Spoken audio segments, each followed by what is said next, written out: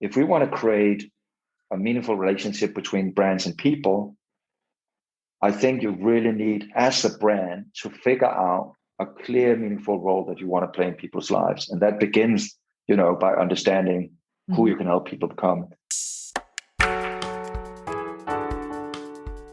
Hello and welcome to the Brand-tuned podcast, which discusses all things brand related, including the essential trademark and IP dimension. I'm your host, Shireen Smith, IP lawyer, brand manager, and author of Brand-tuned, the new rules of branding, strategy, and intellectual property.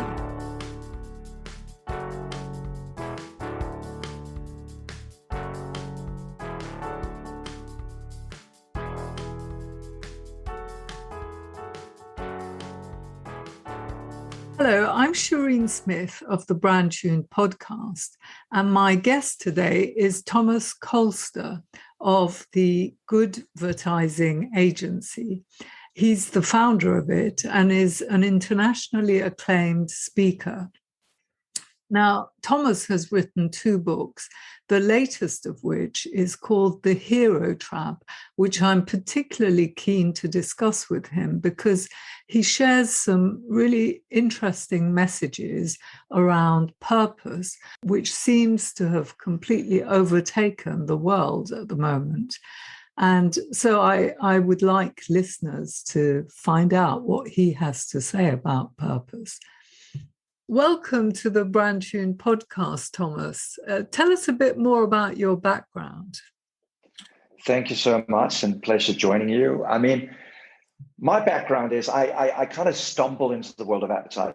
So I started out as a copywriter and worked on agency side for a number of years, and then my sort of directional change was as some people have, my little light bulb moment was being around 30 and we were hosting, I'm calling in from Copenhagen today, and actually in Copenhagen we were hosting the climate summit.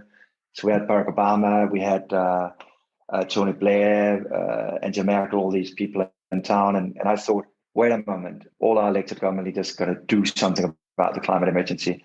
And as we all know, nothing really happened. But that provoked me to write my first book, which was called Good Advertising, and really, and this is a decade ago, right? And really trying to say, as a young advertising creator at the time, hey, wait a moment, what if some of the world's biggest brands could be part of the solution rather than part of the problem?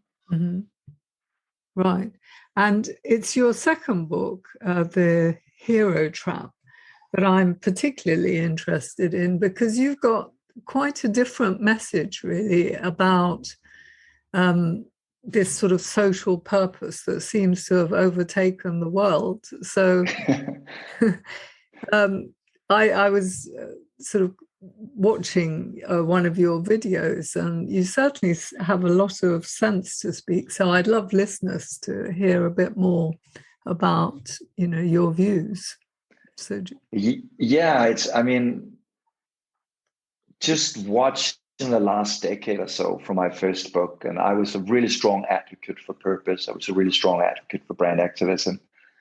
And then about 3 years ago, I in some aspects, I should be incredibly happy that, every little brand today, whether you're a soft drink company or you do toilet paper, they all have a purpose, right? They want to save the oceans or stand up to climate change or Black Lives Matter. So suddenly they're super passionate about women and empowerment and stuff like that out of the blue, more or less, right?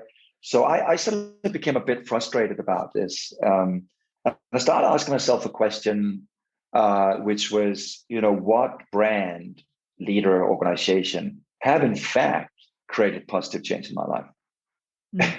Yeah. And I also want your listeners to ask themselves that question, because with all these brands kind of, pitching themselves as Mother Teresa and Gandhi and Jesus, how come it be that I can't actually mention that many brands who did actually do anything for me? Mm. And that's when I suddenly said, with the latest book, the Hero Trap, I kind of said, wait a moment, maybe the framework that I put in place was wrong. Maybe this whole idea about the navel gazing, why, why do we exist? Why do we have these great values as a company? That might actually be wrong. So those were some of the questions I started asking myself, because again and again and again, I've witnessed brands being criticized for either not doing enough, or even some of the brands who went on great strides, like Volkswagen was part of my early examples in the first book, brands like Chipotle. And yet again, we see them also being criticized. So I thought something is wrong with the current approach to purpose we're taking. Yeah, it's certainly very samey having that approach for brands. And if something happens, like with the BP oil spill disaster, it's then very difficult for them to be able to really back that social story, the story that they tell about their purpose. So, it's what do you think is a better approach to differentiating a business and, communicating how you are, someone different in the way you approach what you offer, for example? Yeah, I think, sometimes I like to I like to challenge even some of the better players out there. I mean, if you fundamentally listen to what some of these brands are saying, it's really nonsense, right? I mean, take Patagonia. They say we're in the business to save our home planet. For me, that's some pretty megalomaniac, self-glorifying nonsense, right?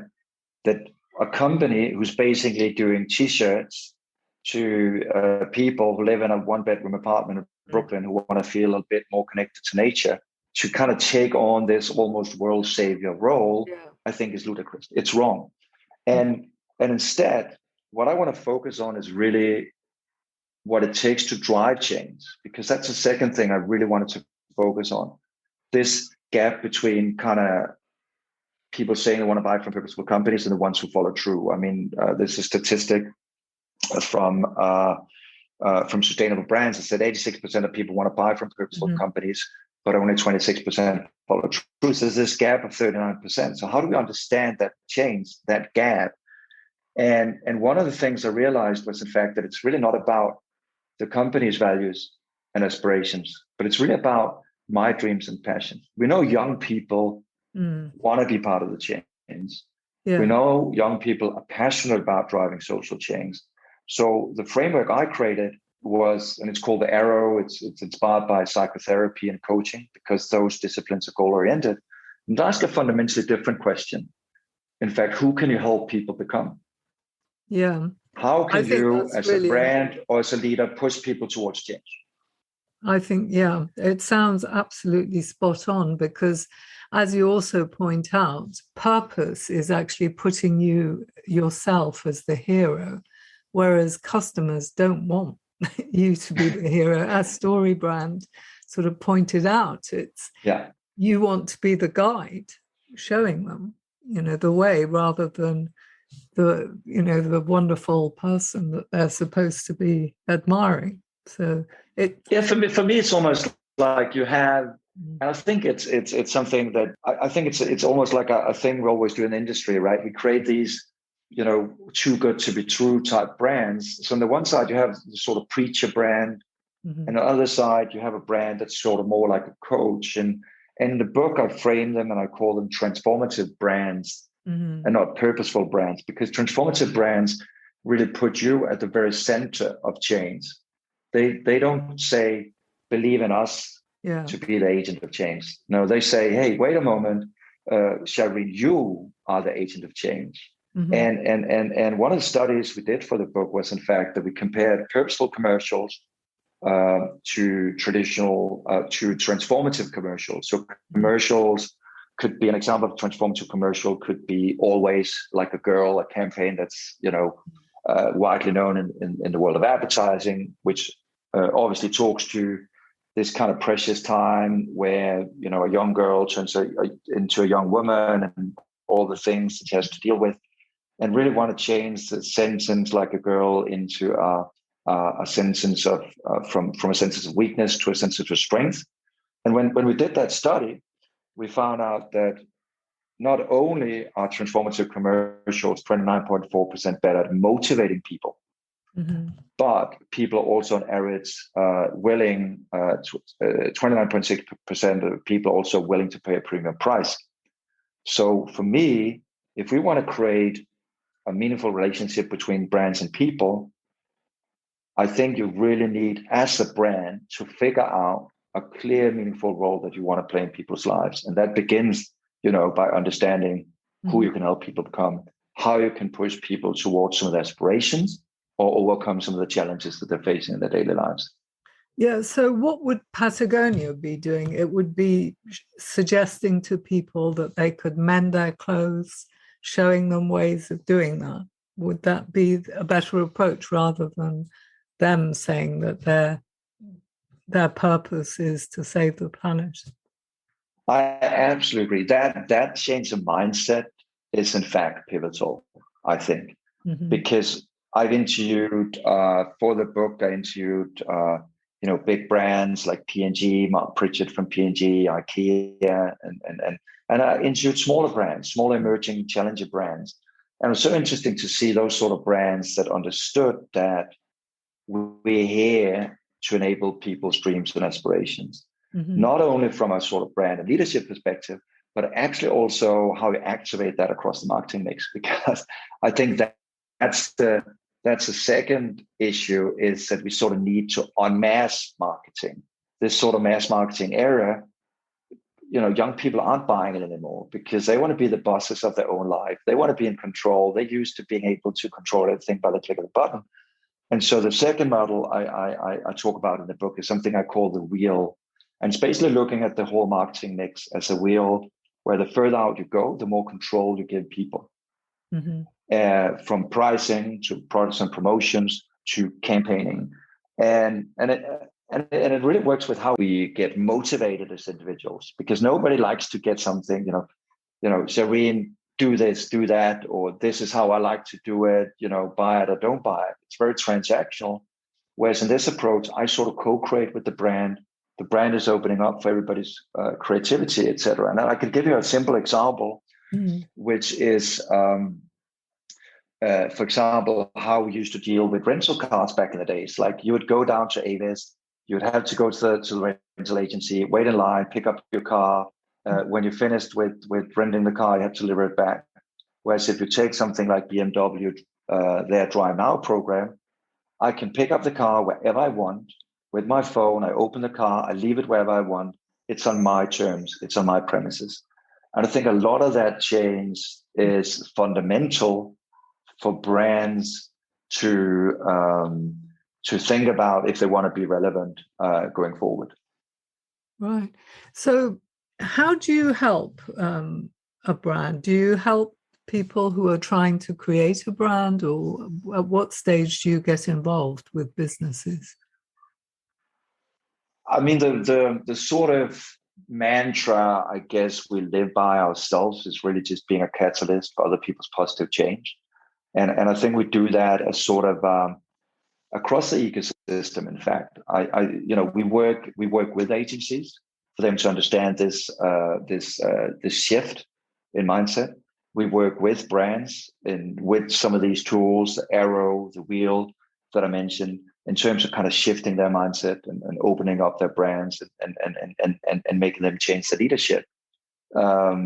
So I think we're lucky to work with the whole ecosystem, and I think that's really needed, because I think not only are the challenge obviously to avoid brands running into the hero trap and risking a lot of the brand legacy that they built. Some of these legacy brands are 50, 100 years old, and suddenly they're risking a lot of that. A lot of that capitalization in that brand by suddenly embracing the Me Too movement, by suddenly kind of embracing a Black Lives Matter movement, and a lot of the authenticity is gone, and so So I think we're at an incredibly interesting point when working with brands, and also a pivotal point in terms of creating the much needed shift, because sustainability, social issues, all that stuff has become a hygiene factor that every brands need to relate to. The key point in my book is just how you do it. And the current way 99% of brands are doing it is plain wrong. And that's hurting the movement, because it's a lot of the research that we looked at in the book is in fact that young people are being disillusioned. They're turning their back on a lot of these messages, and it creates cynicism, doesn't it? It does. And even though it might be a little bit early to talk about a sort of post-purpose market, I sort of do see some of those kind of signs, and maybe even now being accelerated by what we've seen now during the pandemic. Because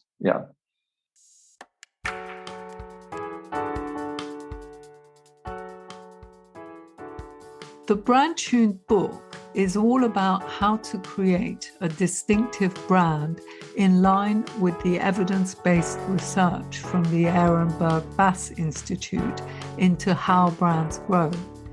To celebrate its release on the 28th of September, we're hosting a virtual launch event with video interviews of key figures like Rory Sutherland, David Archer, and Rob Meyerson. There's also a summarized audio version of the book worth £20 available for free to those who register for the book launch and buy the book, the Kindle version of which will be available that day for a mere £1.99. So register at brandtuned.com. The link is in the show notes. Well, often a lot of this sort of purpose stuff should really be just for internal purposes anyway, rather than communicating it to consumers. Isn't it about motivating your team, having a culture where perhaps you want to save the planet, but you don't necessarily need to go and tell your consumers that that's what you're doing. So maybe you need a different way of communicating internally to how you might communicate with your customers. I absolutely agree. And I could give you two examples. So I'm not a big fan of all these commitments that I hear all the time, the 2050, 2040, 2030, we're going to do this and that all corporates are doing at the moment. It's almost like a pledge marathon. They're each trying to kind of, we're going to be net positive 10 years before you. My beef with that, eternally, it makes a lot of sense, because you have to change the course of an oil tanker. That's like running a marathon, right? It's step by step. Internally, it's fine. When you do that externally, what I feel is wrong is, and let me give you an analogy. Like if when I wrapped up this podcast, I go home and I catch my girlfriend being unfaithful. She's there, she's with another man. I obviously get extremely upset. And I'm like, honey, what are you doing? And then she says to me, Thomas, I know I screwed up a little bit, but towards 2030, I'm going to be a little bit less unfaithful each year until 2030, and we're fully back together, And it's that sort of nonsense that brands are putting out there. It's like, I have a choice. As a consumer, as a citizen, I have a choice. I don't have to wait around for P&G or Coca-Cola to change their packaging issues or whatever it might be. I can buy from another brand. Yeah. So that's the one thing. The second thing I observed is, and I've done the mistakes in the past from my first book where I advised companies, and I look at a lot of corporate headquarters. You walk in there and they have slogans like "do good for people and planet." It's all over the place, right? And I'm like, how many of us really wake up in the morning and go to work to do good for people and planet? Very few of us. Yeah. There's not that many Mother Teresas out there. But what a lot of us do is we have a passion for a lot of other stuff. And I think that's the fundamental. That for me, working in advertising, I'm passionate about brands, I'm passionate about creativity, and being able to combine that with something that leaves a positive change excites me. Mm-hmm. And so a good example is if you take, again, organizations that are able to find the passion within all of us and turn that into their sort of purpose. I call it transformative promise. So it's a promise about a certain change that you create in people's lives. If you take Kind Snacks, for example, out of the US, I mean, they obviously talk about how we need kindness. And I think especially during these very kind of divided times, I think kindness is a very sort of human value that a lot of us can understand.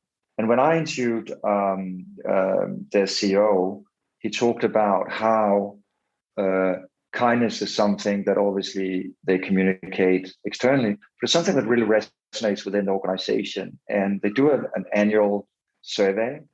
And when they did it last time, 86% of staff said that they felt kinder after working at Kind Snacks. And I think that's the sort of change that we want to see. That's the sort of change that I've served at companies like Lego as well, where there's sort of this focus on creativity, playfulness. That's such an integral part of the company. And I think that's the true hero trap, is when you again overstate your role and you come up with a lot of this do-good nonsense that nobody can relate to.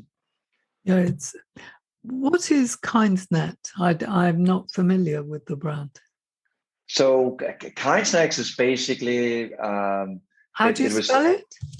So Kind and Snacks. It's out of the US. It's a company that started by Daniel Bzezski, who was an Israeli immigrant and really wanted to think about how a company could actually help bring people better together. And they do lots of different stuff. They have random acts of kindness, where they, for example, leave water at the US borders, follow the immigrants crossing in. They have lots of different initiatives that they're doing.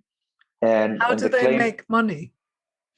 So basically, it is a for-profit company, and the claim to fame is to say that Kind Snacks is the snacks are kinder to your health and your body, and it's kinder to the planet. And that's how they deduct kindness as their kind of key value. And for me, that's exactly what I think is really an exciting way of looking at branding, by identifying this clear, meaningful role you can play. In the book, I call it a who word. So this almost like blue ocean you can find as a brand. And in the book, I detail how to create a meaningful life for people. And there's many ways you can do it. But again, this is inspired by coaching. You know, there's kind of 12 things. Some talk about 6, some talk about more, but a sense of home, a sense of family, a sense of love, a sense of financial security. And all these roles are possibilities for brands to make a mark and to help us achieve amazing things. And a good example, again, is, for example, how IKEA have really transformed their business model from being incredibly transactional. I mean, I think we all have been in one of the IKEA labyrinths, probably got into an argument with our girlfriend or wife or husband or boyfriend. But today they have launched, actually just up the road from where I live, they launched something that they call a planning studio. And it's a small store, 150 square meters, and you have 4 to 5 designers ready behind a screen, helping you make some of your dreams come true in terms of interior design, in terms of creating your dream home. And I think that's really an example of a brand that understands that it's not about transaction. It's actually about playing a key role in people's lives. And I think that's the sort of future that I envision for retailers going forward, where we see a lot of brick and mortar stores fail. It's because they deliver no value, because I can buy everything off the internet, but IKEA actually delivers a key fundamental change in my life that I want to understand and that I can utilize.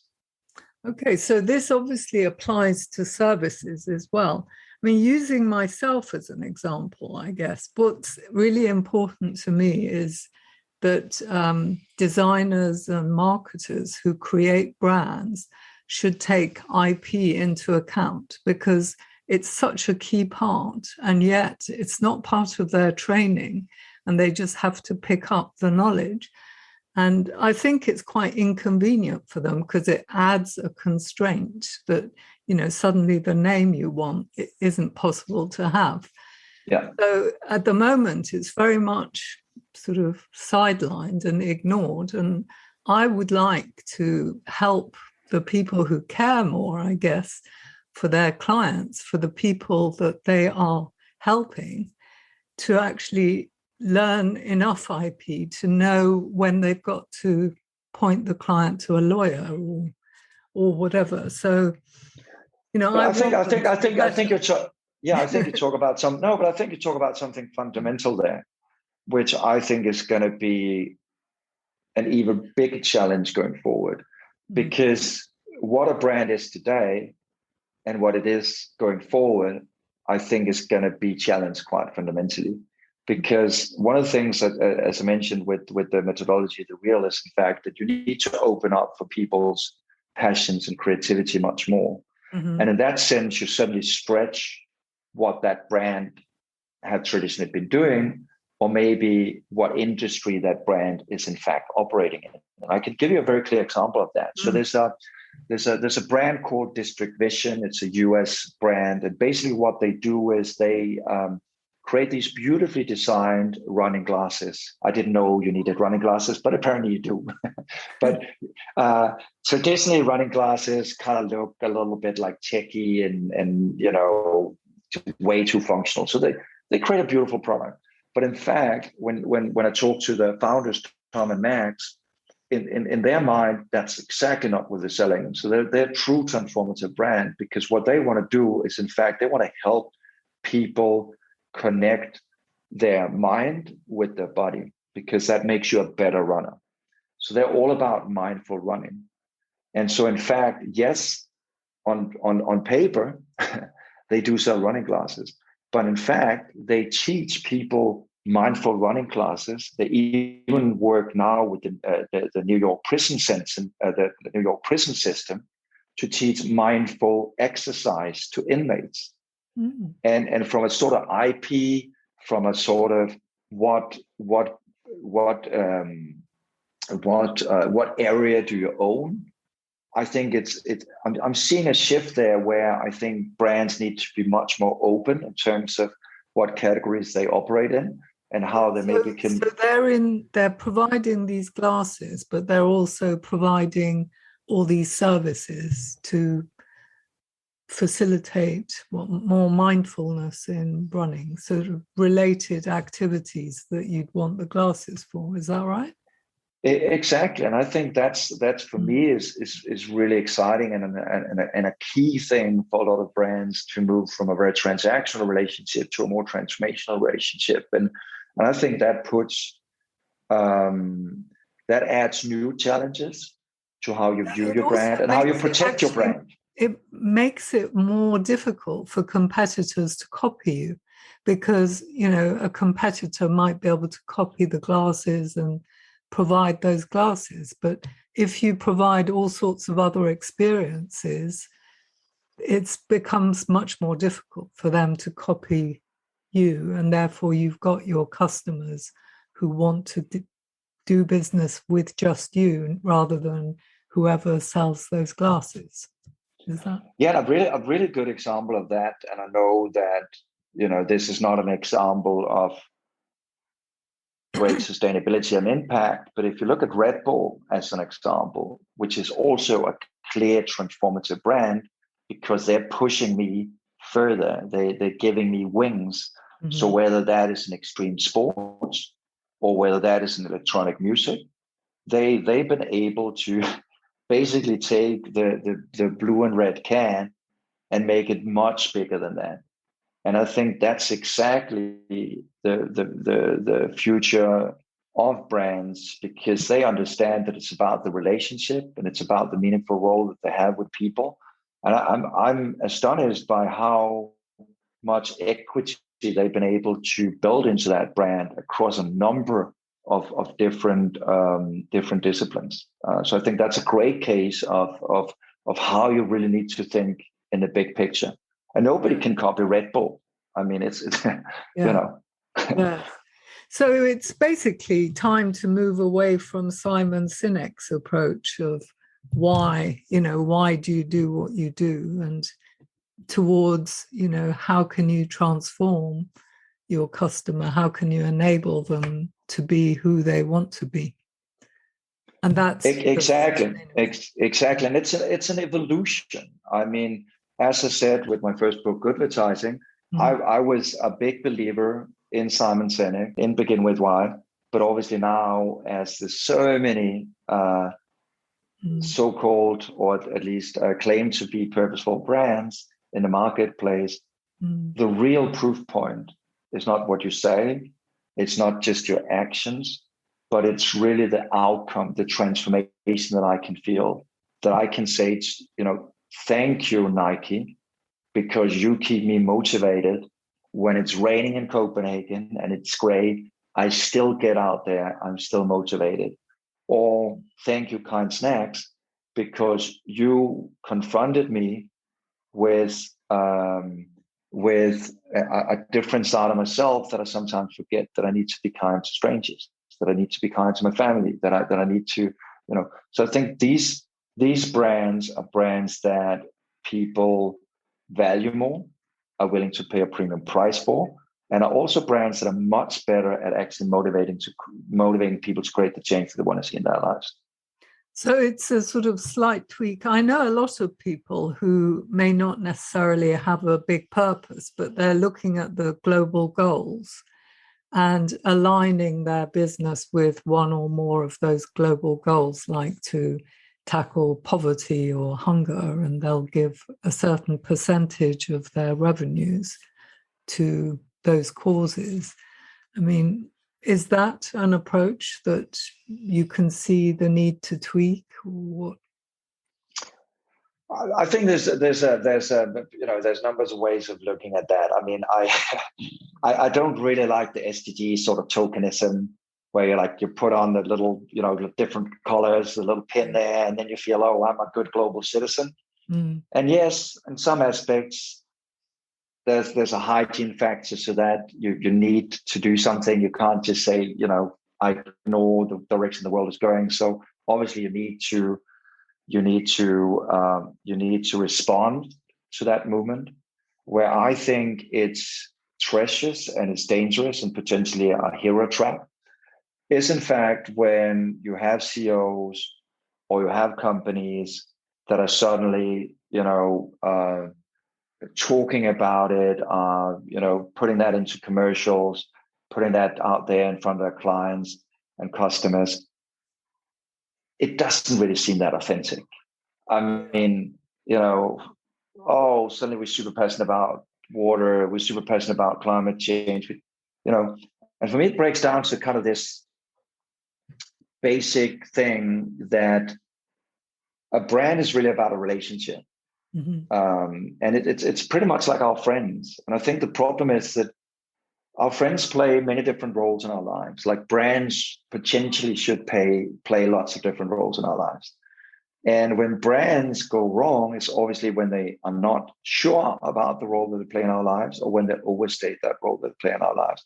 And I don't need a million friends that are suddenly talking about climate or social injustice or Black Lives Matter or this sudden change. My thing is, suddenly you have a beverage brand that are like suddenly all about Black Lives Matter. I'm like, where did that come from? It's it's like having this friend that you hang out with at a pub, and suddenly it just starts talking about Black Lives Matter, and you're like, where the hell did that come from? Yeah. I mean, honestly, where did that come from? And I think that's the problem. A lot of marketeers are rushing into this without really thinking about the repetitiveness of a brand, that a brand is, built over time. It's, I know this brand, I know their values, I know what they stand for. And suddenly I just feel like they pin these courses to themselves, and it's just not genuine. It's really not genuine. It's almost like they're embarrassed to be in business making money. I mean, really, that is the purpose of business, isn't it? To to provide a good product that's needed and wanted, and to make a profit. Obviously, that's the essence of. Exactly, and there's absolutely nothing wrong with that. I mean, for me, a meaningful role you can play in people's lives is to provide a cheap product and make that readily available for people who can't afford a premium. That's a fine role to play. That's a meaningful role to play in people's lives. Role. It is. And that's the thing. What I don't like is suddenly when you have a toilet paper company or every soft drink company suddenly need to have this big social environmental role to play. Sometimes I actually just want toilet paper that does what toilet paper does. And that's great. I mean, thanks, there's nothing wrong with that. That being said, yes, if you're a toilet paper company today, there are certain sustainability challenges that you have to face to be in business in the long term. But that's a whole different dilemma compared to kind of make that a key part of your brand. And I think what should a toilet business, a toilet paper company do? There's one called something crap, where they donate a certain amount to good causes. I don't know. Yeah. Or toilets for the third world, I think, to installing toilets or providing some sort of toilets. But honestly, I think that's the great thing about, as a company, being very clear about the meaningful role you want to play. Obviously, there can be customers out there that like crap in the sense that they think we have a super boring commodity product that adds really no value whatsoever to my life. What if when buying that product, I can make a little difference? That's fine. That might speak to one specific target group that loves that. Great. Yeah. But when you suddenly, which I've been seeing over the last couple of years, have so many toilet paper companies that do that same thing, that kind of runs hygiene programs in Africa, Asia, etc. Yeah, it becomes tiring. And that's also why I start talking about this evolution towards post-purpose, towards this thing where it's much more about the tangible change that I can feel. So I wouldn't say to companies don't do it. They just need to be extremely clear about that role and really about carving that niche in the marketplace and understanding how they can deliver better than anybody else. And I think it really comes from having a super clear focus about your customers' challenges, about your customers' aspirations. Make it easy for people, make it aspirational for people, give them a bigger say. I think is also a key part of what I'm preaching in the book, this idea about on mass marketing, because it's young people today compared to my parents' generation. My parents' generation were, the emerging middle class. They saw companies as part of prosperity, part of bringing products to the masses.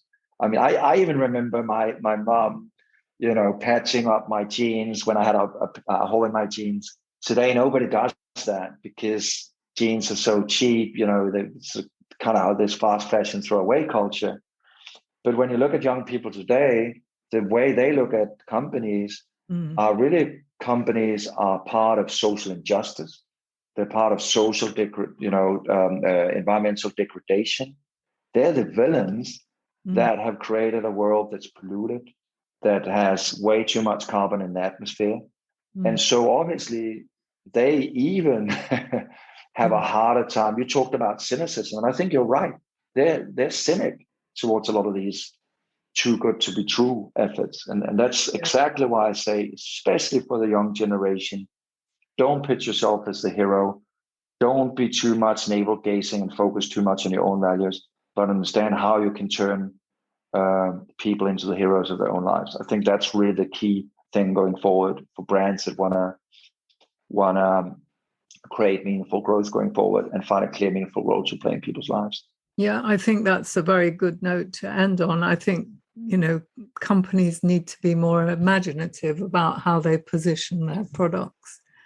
So, where can people find you, Thomas, if they want to get in touch? What's the best way for them to get in touch with you?